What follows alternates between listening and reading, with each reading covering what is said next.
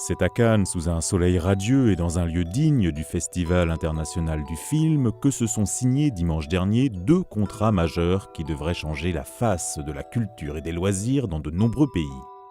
Cette année, la Chine est l'invité d'honneur du marché international des programmes de communication, alias le MIPCOM, et c'était l'occasion idéale pour révéler 2 ambitieux projets télévisuels issus d'un programme star de la télévision chinoise CCTV, Trésor national.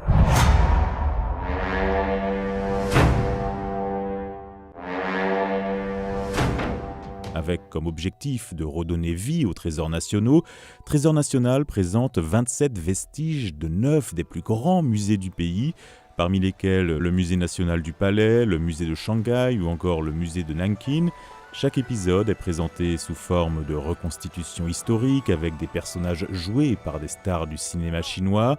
27 citoyens ordinaires sont également choisis pour être les gardiens de ces vestiges et raconter leur propre histoire en lien avec ces objets.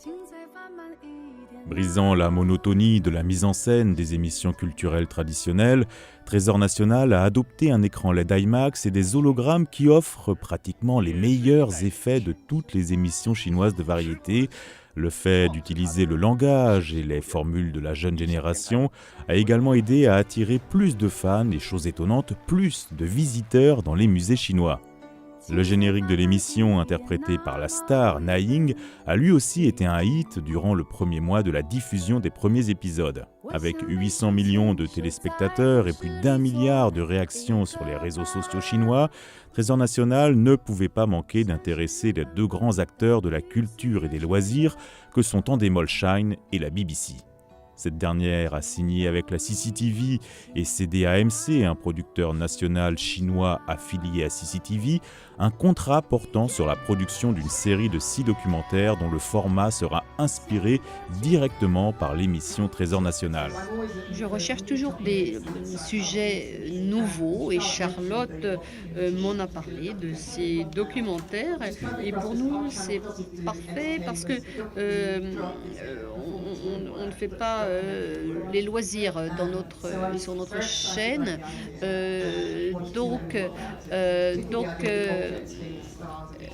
ça a été une idée intéressante d'apporter un peu de chaleur à ces objets qui étaient un peu froids. Donc on aura un événement au British Museum, on l'a eu déjà, et on a eu une discussion sur la création de ce projet. Le groupe de médias Endemol Shine a quant à lui signé un contrat avec CCTV pour exporter le format original de Trésor national. Près de 40 pays seraient intéressés par l'acquisition de la licence d'exploitation du format star de la CCTV. Reste encore à adapter Trésor national aux audiences de chaque pays. Le format de la version française n'a pas encore été révélé, mais il ne fait aucun doute que dans les prochaines années, la promotion de la culture française et de nos musées nationaux passera par l'adaptation de l'émission chinoise Trésor national.